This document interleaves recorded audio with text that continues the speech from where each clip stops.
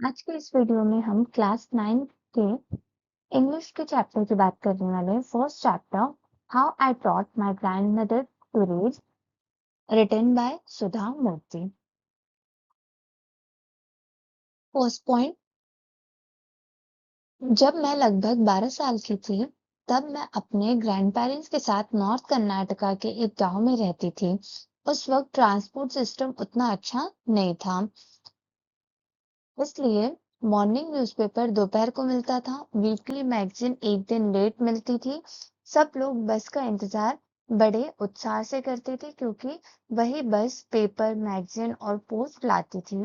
ये सब चीजें उस समय के लोगों के लिए बहुत मायने रखती थी क्योंकि ये उनकी दुनिया से कनेक्शन करवाती थी। सेकेंड पॉइंट इज त्रिवेणी के बारे में बताया गया है, जो एक राइटर है। उस वक्त त्रिवेणी नाम की एक राइटर कन्नड़ लैंग्वेज में बहुत पॉपुलर थी। उनकी राइटिंग स्टाइल सिंपल थी, इसलिए सब उन्हें आसानी से पढ़ सकते थे। उनकी कहानियां आम लोगों की जिंदगी में होने वाली कॉम्प्लेक्स फिजियोलॉजिकल प्रॉब्लम को सामने लाती थी, जैसे emotional struggles, moral dilemmas etcetera. उन्होंने इतना अच्छा लिखा, लेकिन दुख की बात यह है कि उनकी डेथ बहुत यंग एज में हो गई, जो कन्नड़ लिटरेचर के लिए एक बड़ा लॉस था। 40 साल बाद भी लोग उनके नॉवेल्स को पढ़ते हैं और पसंद करते हैं, जो उनकी राइटिंग की ग्रेटनेस को दिखाती है। थर्ड पॉइंट इज त्रिवेणी का एक नॉवेल था काशी यात्रा, जो उस वक्त को जो उस वक्त के कन्नड़ वीकली कर्मवीरा मैगजीन में सीरियल फॉर्म में छप रहा था। इस नॉवेल की कहानी कुछ इस प्रकार है। कहानी का मेन प्लॉट, एक बूढ़ी औरत होती है जिनका सपना होता है काशी वाराणसी जाना। हिंदू धर्म में काशी जाके लॉर्ड विश्वकर्मा मतलब शंकर जी का दर्शन करना महान पुण्य माना जाता है। वो औरत भी इसी धार्मिक विश्वास में पूरी श्रद्धा रखती है और पूरी जिंदगी पैसे बचा के काशी जाने की कोशिश करती हैं। एक और कैरेक्टर कहानी में एक यंग ऑर्फिन लड़की भी होती है जो प्यार में पड़ जाती है, लेकिन शादी के लिए पैसे नहीं होते हैं। अब यहाँ पर थोड़ा क्लाइमैक्स आ जाता है। जब बूढ़ी औरत को ये पता चलता है कि उस लड़की की शादी पैसों की वजह से नहीं हो पा रही है, तो वो अपनी सारी सेविंग्स उस लड़की को शादी के लिए दे देती है और खुद काशी जाने का सपना त्याग देती है। उसका कहना होता है, इस अनाथ लड़की की खुशी लॉर्ड विश्वकर्मा के दर्शन से ज्यादा जरूरी है। फोर्थ पॉइंट में नैरेटिव बताती हैं कि उनकी दादी का नाम त्रिष्टका था। उनकी दादी ने कभी स्कूल नहीं देखा था, ना स्कूल गई थी, इसलिए वो पढ़ना नहीं जानती थी। हर वेडनेसडे को मैगजीन आती थी और नैरेटर उसमें छपी काशी यात्रा का नेक्स्ट एपिसोड उन्हें जोर जोर से पढ़ती थी और उनको सुनाती थी। जब कहानी पढ़ी जा रही होती थी, दादी अपना सारा काम छोड़कर बड़े ध्यान से उसे कहानियों को सुनती थी। वो इतना कंसंट्रेट करती थी कि बाद में पूरी कहानी याद रख लेती थी वर्ड बाय वर्ड। उनकी दादी ने भी कभी काशी नहीं देखा था, इसलिए वो उस कहानी की ओल्ड लेडी कैरेक्टर से डीपली कनेक्टेड फील करती थी। दादी को कहानी का नेक्स्ट पार्ट जानने की सबसे ज्यादा उत्सुकता होती थी, इसलिए वो नैरेटर से जिद करती थी कि वो उन्हें तुरंत पढ़े।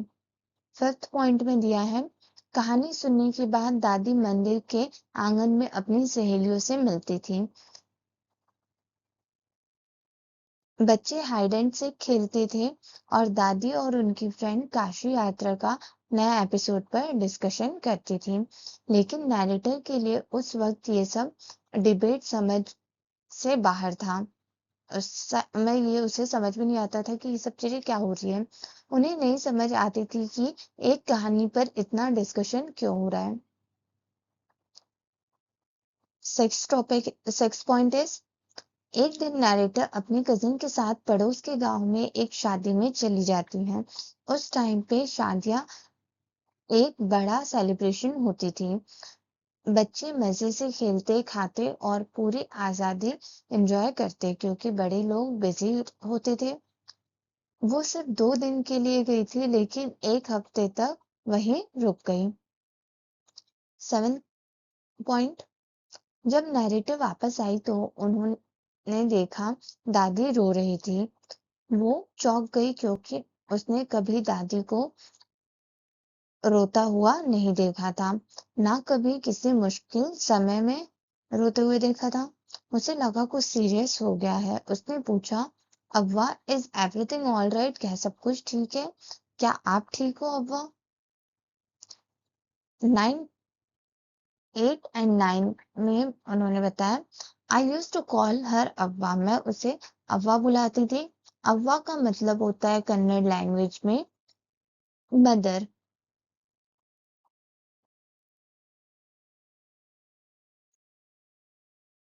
10th पॉइंट में यहाँ बताया जाता है, जब नैरेटर दादी से पूछती हैं, अव्वा सब ठीक है, तो दादी सिर्फ सर हिलाती हैं, कुछ नहीं बोलती। नैरेटर को कुछ समझ नहीं आता और वो बात को भूल जाती हैं। उस रात गर्मियों की एक चांदनी रात थी और वो लोग टेरेस पर सो रहे होते हैं। अव्वा आके नैरेटर के पास बैठ जाती हैं, उनको प्यार भरे हाथ नैरेटर के माथे पर रखती हैं। इसका मतलब था कि उन्हें कुछ कहना है। नैरेटर पूछती हैं, क्या बात है अव्वा? अब कहानी का सबसे पर्सनल पार्ट यहाँ से शुरू हो जाएगा। 11th पॉइंट में वो बताते हैं, अव्वा अपनी जिंदगी की कहानी बताना शुरू करती हैं। जब मैं छोटी थी मेरी माँ गुजर गई थी। पापा बिजी थे, उन्होंने दूसरी शादी कर ली। उस वक्त लड़कियों की एजुकेशन इम्पोर्टेंट नहीं मानी जाती थी, इसलिए मैं कभी स्कूल नहीं गई। बहुत छोटी उम्र में शादी हो गई और फिर बच्चों में बिजी हो गई।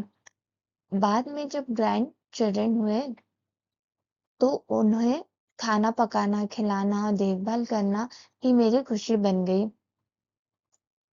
पर फिर भी अव्वा कहती हैं, कभी कभी स्कूल न जाने का पछतावा होता है, इसलिए मैंने तय किया कि मेरे बच्चों और पोते पोती अच्छी तरह से पढ़ाई कर लें। ये लाइन इतनी गहरी और सच्ची है। एक अनपढ़ माँ और दादी का सपना होता है कि उनके आने वाली नस्लें उस कमी को महसूस ना करें जो उन्होंने किया है।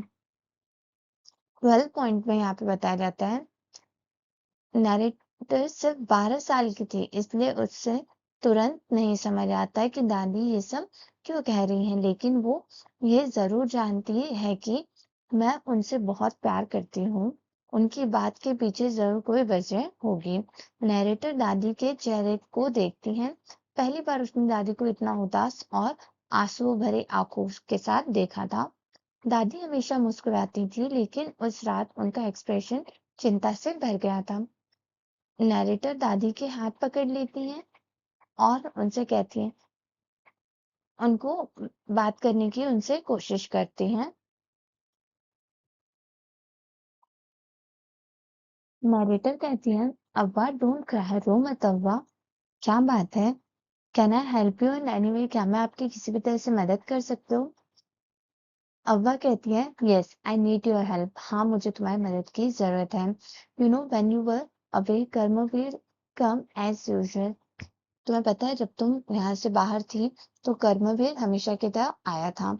आई ओपन द मैगजीन, मैंने मैगजीन ओपन की। I saw the pictures that accompany the story of Kashi. मैंने उसमें काशी यात्रा की जो भी पिक्चर्स थी वो सब देखी और मैं उस सब चीजों को जो लिखा हुआ था वो नहीं समझ पाई। उन्होंने पेजेस को बार बार हाथ से छू कर पढ़ने की कोशिश की जैसे जादू हो जाए, पर कुछ समझ नहीं आया। वो तुम्हारा इंतजार करती रही, सोचा तुम जल्दी आ जाओगी और पढ़ दोगी। किसी और से पढ़वा सकती थी पर शर्म आई। उन्हें लगा पैसे तो हैं लेकिन पढ़ाई के बिना मैं असहाय और निर्भय हूँ। ये बात उनके स्वाभिमान को चोट पहुंचाती है। इसमें एक औरत की आजादी की प्यास है जो पढ़ाई से मिलती है, ये बताया जा रहा है। Point number 15। अब नैरेटर को समझ में नहीं आ रहा था कि क्या बोला जाए। अब वह फिर से कहती हैं, जब नैरेटर कुछ नहीं बोल पाती तो दादी अपना डिसीजन सुनाती हैं। मैं कल से कन्नड़ अल्फाबेट सीखना चाहती हूँ। मैं मेहनत करूंगी और दशहरा तक एक पूरी नॉवेल पढ़ पाना चाहती हूँ। मैं इंडिपेंडेंट बनना चाहती हूँ। ये मोमेंट कहानी का टर्निंग पॉइंट बन जाता है। एक 62 इयर्स की औरत कुछ सीखना चाहती है और उन्होंने कुछ सीखने की ठान ली है। नैरेटर बोली, अब वह इस उम्र में जब आपके बाल सफेद हो गए हैं, हाथों में झुर्रियां आ गई है, चश्मा लगाते हैं और इतना किचन का काम होता है, आप अब अक्षर सीखेंगे। ये सब चीजें जो है नरेटर मजाक में या फिर बचपने में बोल रही थी, लेकिन अब वह सिर्फ और सिर्फ मुस्कुरा रही थी। Point number 20। अगर इरादा मजबूत हो, अगर ने बताया कि अगर इरादा मजबूत हो और काम अच्छा हो तो कोई भी रुकावट रोक नहीं सकती। मैं सबसे ज्यादा मेहनत करूंगी पर सीख के रहूंगी, सीखने की कोई उम्र नहीं होती है। पॉइंट नंबर 21 में, अगले दिन से मैंने उनकी ट्यूशन शुरू की। अब वह एकदम जबरदस्त स्टूडेंट निकली। जो होमवर्क करती थी वो अक्सर मुझे हैरान नहीं होती थी, वो देखकर हमेशा वो हैरान रह जाती थी। नैरेटिव वो पढ़ाती थी, वो पढ़ती थी, दोहराती थी, लिखती थी, याद करती थी, सब कुछ पूरी लगन से करती थी। मैं सिर्फ एक टीचर थी और वो मेरी पहली स्टूडेंट। तब मुझे क्या पता था कि मैं फ्यूचर में कंप्यूटर साइंस की टीचर बन जाऊंगी और 100 स्टूडेंट्स को पढ़ाऊंगी। पॉइंट नंबर 22 में बताएं, जैसे हर साल दशहरा आता है वैसे ही दशहरे का त्योहार आया। मैं चुपके से काशी यात्रा वाले नॉवल ले आई क्योंकि अब तक उनका पूरा नॉवल छप गया था। पूजा के वक्त अव्वा ने मुझे बुलाया, एक छोटी कुर्सी पर बैठाया, मुझे एक फ्रॉक का गिफ्ट दिया। उन्हें गिफ्ट में फ्रॉक दिया नैरेटर को उन्होंने। पर उसके बाद उन्होंने कुछ ऐसा किया कि नैरेटर उनसे सरप्राइज रह गई। उन्होंने झुककर नैरेटर के पैर छुए। नैरेटर हैरान रह गई।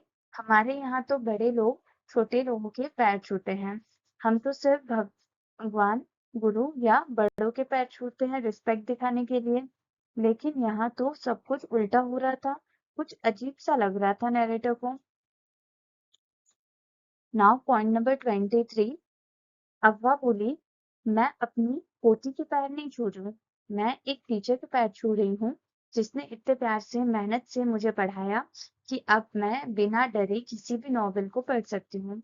अब मैं इंडिपेंडेंट हूँ, गुरु के सामने मैं खड़ी हूँ। गुरु का सम्मान मेरा फर्ज है।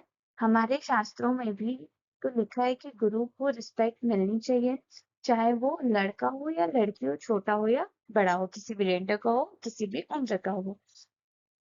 24 में फिर मैं भी उनके पैर छू के उनको रिस्पेक्ट दिया मैंने, जैसे स्टूडेंट गुरु को देता है।